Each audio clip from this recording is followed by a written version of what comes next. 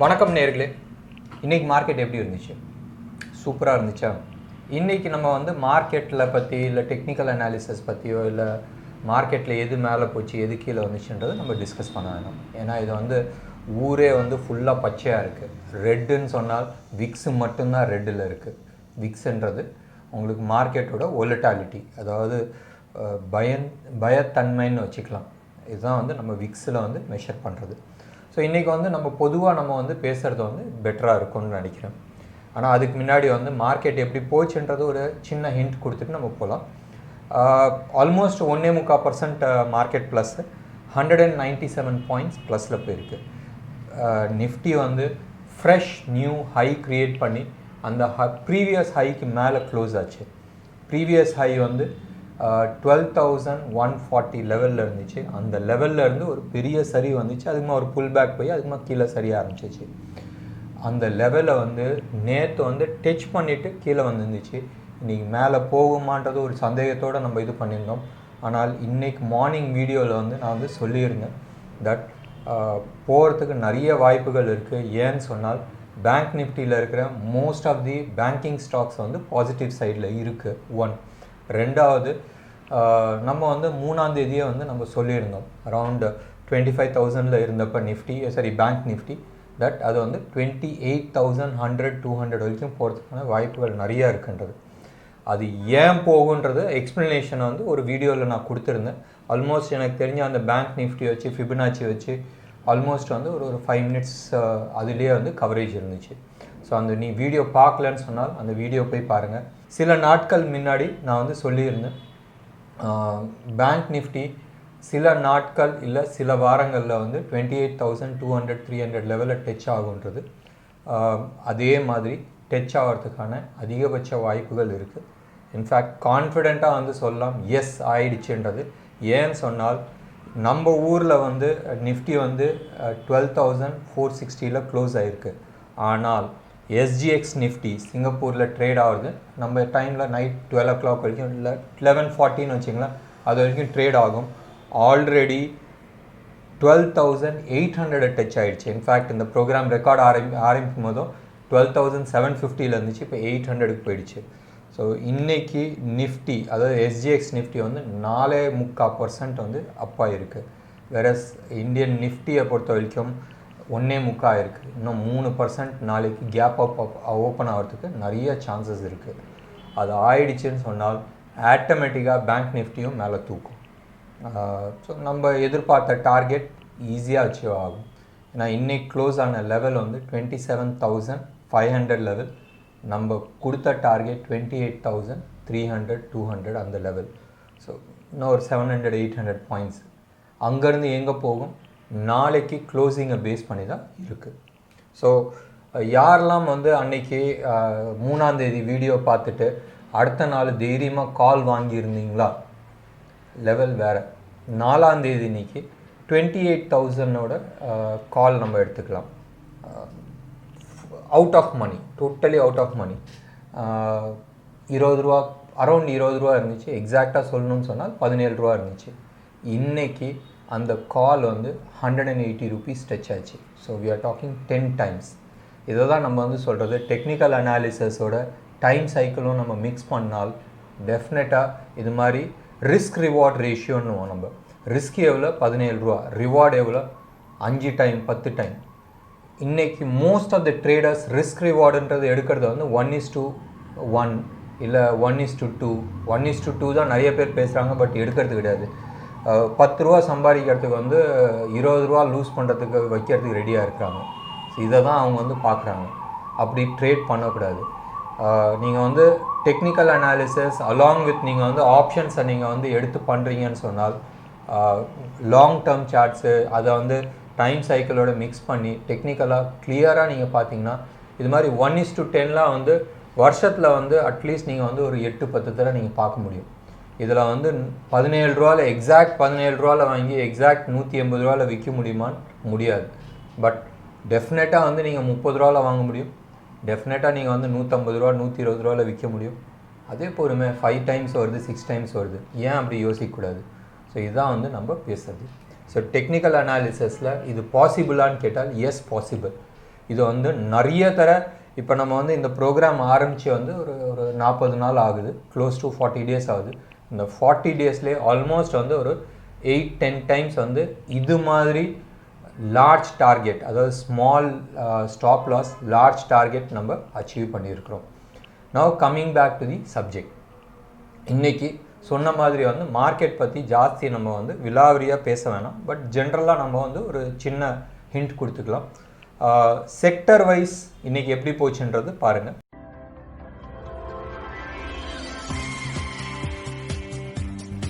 இன்றைக்கி எல்லா செக்டருமே க்ரீனில் இருந்துச்சு. மெயினாக வந்து பேங்கிங் செக்டர் சூப்பராக மேலே போச்சு.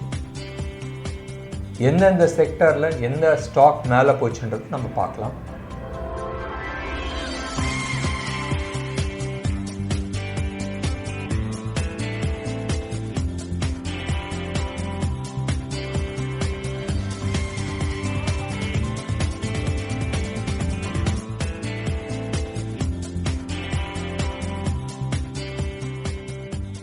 இதில் நீங்கள் வந்து கவனிக்க வேண்டிய விஷயம் நீங்கள் எடுத்துக்கிட்டிங்கன்னா, இன்றைக்கி வந்து ஹெவி வெயிட்ஸ் எல்லாமே, அது வந்து ஹெச்டிஎஃப்சி ஆகட்டும், ஹெச்டிஎஃப்சி பேங்க் ஆகட்டும், பஜாஜ் ஃபைனான்ஸ் ஆகட்டும், இல்லை ரிலையன்ஸ் ஆகட்டும், டிசிஎஸ் ஆகட்டும், இன்ஃபோசிஸ் ஆகட்டும், இவங்க எல்லாமே வந்து 0.5% 1%, 1.25% தான் அப்பானாங்க.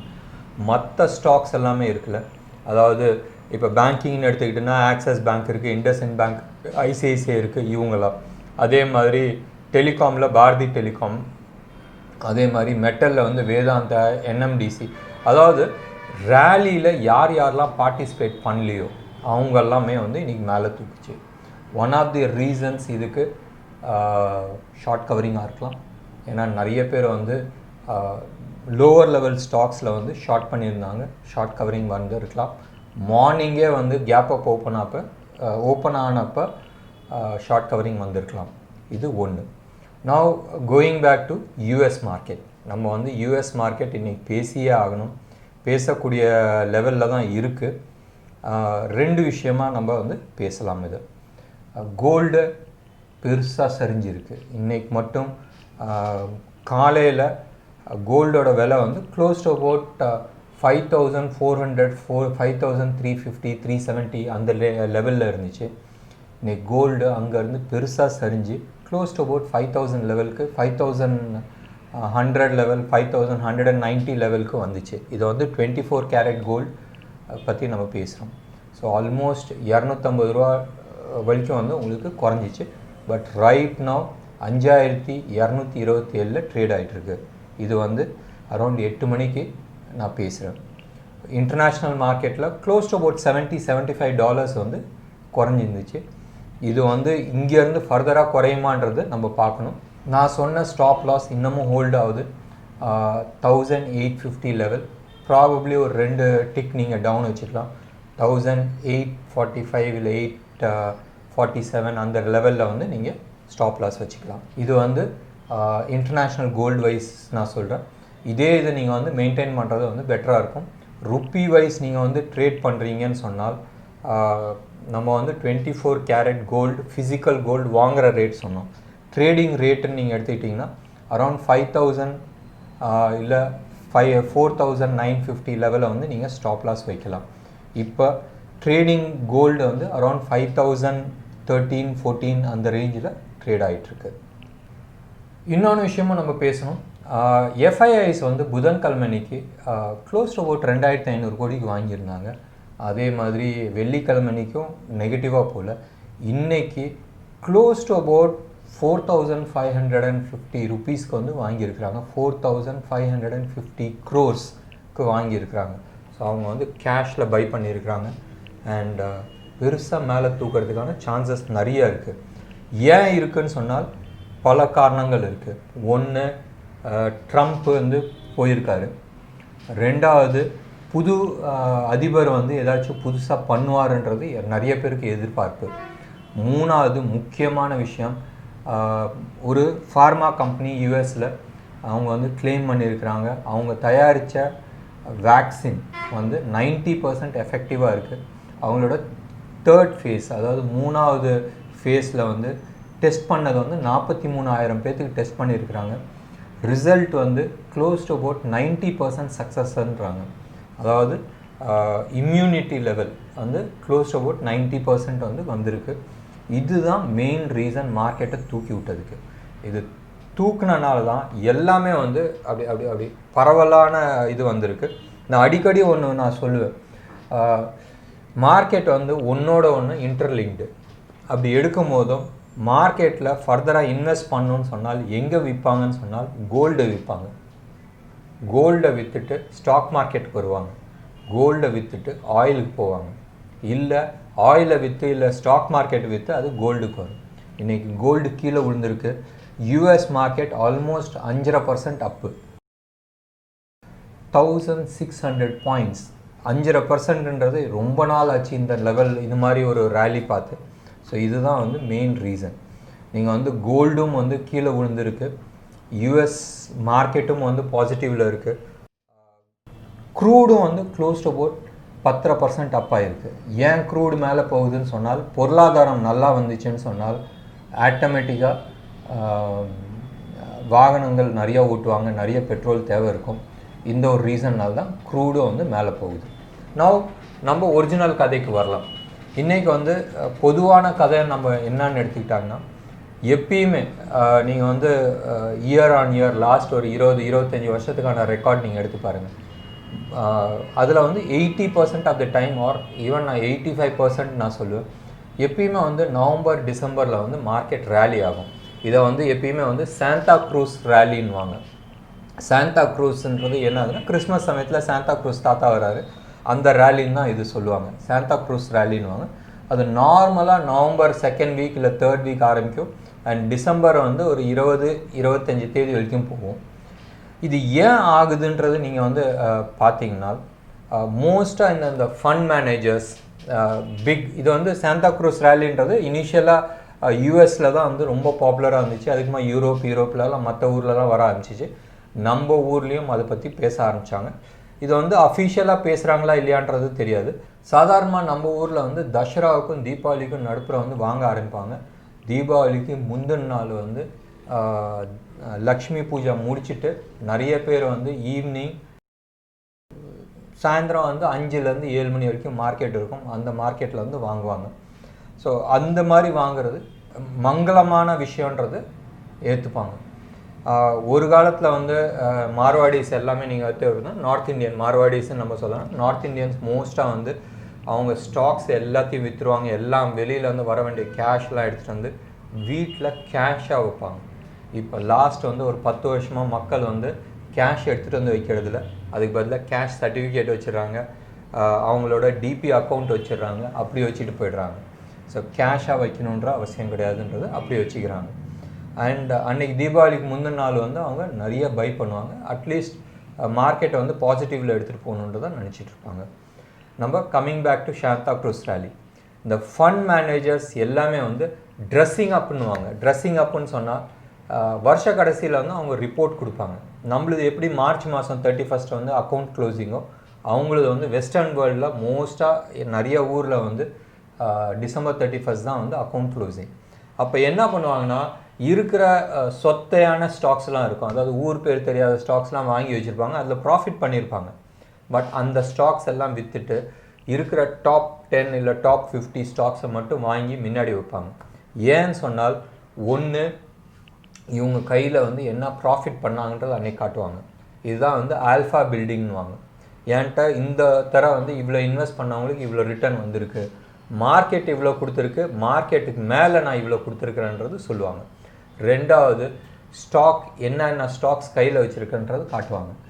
அது வந்து எப்பயுமே நீங்கள் நினச்சி பாருங்களேன், ஒரு ஃபண்ட் மேனேஜரோட அக்கௌண்ட்டில் வந்து ரிலையன்ஸ் இருக்குது, இன்ஃபோசிஸ் இருக்குது, ஹெச்டிஎஃப்சி இருக்குது, ஐசிஐசிஐ இருக்குது.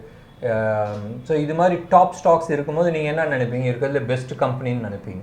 ஆனால் அவங்க இதில் காசு பண்ணாங்களா இல்லையான்றது தெரியாது, வேறு எங்கேயாச்சும் பண்ணியிருப்பாங்க. பட் கணக்கு காட்டும் போதும், அதாவது ஸ்க்ரீன் ட்ரெஸ்ஸிங் பண்ணும் போதும் இந்த ஸ்டாக்ஸ்லாம் காட்டுவாங்க. இந்த ஒரு ரீசன்னால தான் நிஃப்டி ஆகட்டும் இல்லை டவ் ஜோன்ஸ் ஆகட்டும், அந்த டவ் ஜோன்ஸை வந்து இண்டெக்ஸ், அந்த டவ் ஜோன்ஸ் இண்டெக்ஸில் இருக்கிற ஸ்டாக்ஸ் எல்லாம் வந்து உள்ளே வாங்கி வைப்பாங்க. இதுதான் வந்து one of the reasons for Santa Claus rally. இப்போ இந்த வருஷம் இப்பயே ஆரம்பிச்சிருச்சான்றது தெரியாது. 1.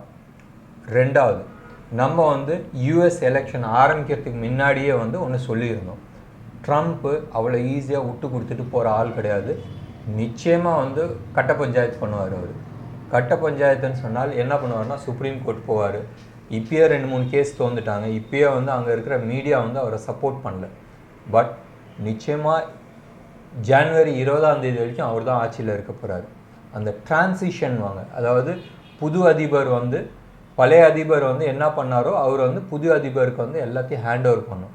அதை ஹேண்ட் ஓவர் பண்ணுறதுக்கு அவர் ரெடி ஆகலை. ஸோ தட் மீன்ஸ் இழுபறியாக தான் போகுது. 1. 2வது, ட்ரம்ப்பு ஜனவரி 20 வரைக்கும் என்ன ஆர்டர் வேணாலும் சைன் பண்ணலாம். ஏடாகூடமாக ஏதாச்சும் ஒன்று பண்ணி வச்சால் என்ன நடக்குன்றது தெரியாது. இன்னைக்கான rally it is because of US president ஜெயிச்சிட்டாருன்னு இல்லை, அது நேற்றே முடிஞ்சு போச்சு. Because of vaccine. ட்ரம்ப் ஏதாச்சும் சைன் பண்ணி வச்சுட்டு போனால் எந்த அளவுக்கு மார்க்கெட் மேலே போச்சோ அந்த அளவுக்கு கீழே இறங்கும். Now coming back to technical side, எப்பயுமே கேப் அப் ஓப்பனிங் ஆகுது. கேப் அப் ஓப்பனிங் ஆகும்போது அந்த கேப் இருக்குது, அந்த கேப்பை வந்து எப்பயுமே வந்து ஃபில் பண்ணும். நார்மலாக வந்து 3rd டேலேருந்து 3 மந்த்ஸ்க்குள்ளே வந்து கேப் ஃபில் பண்ணும். நீங்கள் வந்து இது வரைக்கும் கேப் ஃபில் பண்ணாததுன்றது எடுத்து பார்த்தீங்கன்னா ஹிஸ்ட்ரியில் எனக்கு தெரிஞ்சு ரொம்ப ரேர். நிஃப்டியை பொறுத்த வரைக்கும் ப்ராபப்ளி ஒரு 6 இல்லை 5 இல்லை 6 தான் இருக்கும் எனக்கு தெரிஞ்சு. அது கூட இல்லை. லாஸ்ட் 20 இயர்ஸ்னா லாஸ்ட் ஒரு 15 இயர்ஸ் டேட்டாஸ் நீங்கள் எடுத்து பார்த்தீங்கன்னா எனக்கு தெரிஞ்சு ஒரு 3 கேப் ஃபில் பண்ணாதது இருக்குது. மீதி எல்லா கேப்பையும் ஃபில் பண்ணியிருக்கு. இப்போ நிஃப்டி கீழே உளுந்தப்பையும் என்னென்ன கேப் இருந்துச்சோ அந்த கேப் எல்லாத்தையுமே ஃபில் பண்ணிடுச்சு. இப்போ மேலே போகும்போதும் என்னென்ன கேப் இருக்கோ அதெல்லாம் ஃபில் பண்ணுறதுக்கான சான்சஸ் நிறையா இருக்குது. நீங்கள் டெக்னிக்கல் சார்ட் எடுங்க, கேண்டில் ஸ்டிக் எடுங்க, இல்லை எந்த பேட்டர்ன் வேணால் எடுங்க. எடுத்து எங்கே கேப் இருக்குன்றது மார்க் பண்ணி வச்சிங்க. மிக விரைவில் அந்த கேப்பை ஃபில் பண்ணுறதுக்கான நிறைய சான்சஸ் இருக்குது. இன்றைக்கி நான் வந்து நிஃப்டியோட பெயின் ஜோனோ இல்லை நிஃப்டி லெவல்ஸோ இல்லை ஸ்டாக் டு வாட்ச் லெவல்ஸோ நான் சொல்ல விரும்பலை. காரணம், நாளைக்கு இப்போ இருக்கிற நிலைமையை நீங்கள் எடுத்துக்கிட்டிங்கன்னா நாளைக்கு கேப் அப் ஓப்பன் ஆகும். நேற்றும் நான் வந்து சொல்கிறதுக்கு விருப்பப்படலை. இன்றைக்கி மார்னிங் வீடியோவில் வந்து நான் ஆனாலும் தயங்கி நான் சொன்னேன். பட் இன்றைக்கும் மார்க்கெட் கேப் அப்பில் தான் ஓப்பன் ஆச்சு. நாளைக்கும் கேப் அப்பில் ஓப்பன் ஆச்சுனால் உங்களுக்கான ஆப்பர்ச்சுனிட்டி இருக்காது. ஸோ ஏற்கனவே நீங்கள் ஹோல்டிங்கில் இருக்கீங்கன்னு சொன்னால் ப்ராஃபிட் புக் பண்ணுங்கள். இல்லை நீங்கள் வந்து ஃபர்தராக நீங்கள் எடுத்துகிட்டு போகணுன்னு நினச்சா நீங்கள் ஹோல்ட் பண்ணலாம். மார்க்கெட் சம்வேர் அரௌண்ட் 12,800 லெவலில் வந்து ஒரு ரெசிஸ்டன்ஸ் வரலாம். இது வந்து நியோ வேவ் பேட்டர்னோட டார்கெட். அதே மாதிரி பேங்க் நிஃப்டியை பொறுத்த வரைக்கும் சம்வேர் அரௌண்ட் 28,300-350 லெவலில் வந்து ஒரு ரெசிஸ்டன்ஸ் வரலாம். ஸோ ட்ரேட் பண்ணும்போது பார்த்து ட்ரேட் பண்ணுங்கள். இது உங்களோட கேஷு. ஆப்பர்ச்சுனிட்டி நிறையா வரும். ஸோ ஆப்பர்ச்சுனிட்டி போயிடுச்சுன்றது சேஸ் பண்ணி பிடிக்காதீங்க. நம்ம எப்பயுமே வந்து புல் பேக் ரேலி வரும்போது நம்ம பை பண்ணலாம். நன்றி, வணக்கம்.